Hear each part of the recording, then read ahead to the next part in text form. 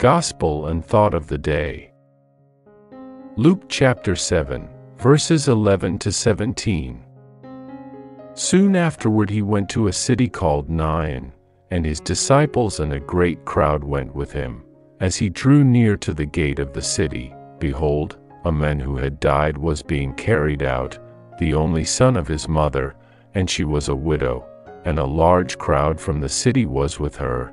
And when the Lord saw her, he had compassion on her and said to her, "Do not weep." And he came and touched the bier, and the bearers stood still. And he said, "Young man, I say to you, arise." And the dead man sat up, and began to speak.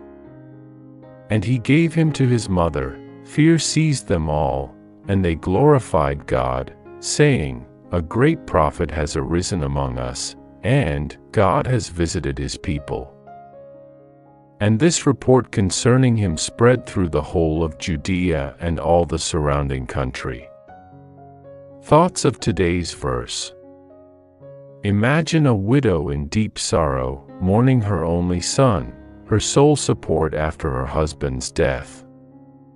Her grief is compounded by fear for her future, as she faces the prospect of poverty and loneliness in her rural village.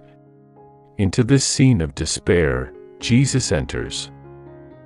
His miraculous intervention, raising her son from the dead, seems driven by pure compassion.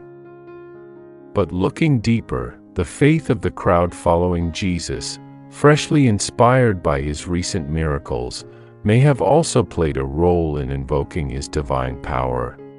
The crowd's compassion, hope, and faith acted as a prayer, prompting Jesus to respond. We too are called to mediate God's grace by embodying these virtues. When we encounter suffering, let compassion move us, hope sustain us, and faith guide us to intercede for others, trusting in God's healing power. Prayer. Most compassionate Lord, you are always attentive to our needs and our sorrows. Your heart is filled with compassion for all. Please give me a truly empathetic heart so that I will see those in need. As I do, fill me with hope and faith that you will pour forth your mercy upon them so that I will become an intercessor for all.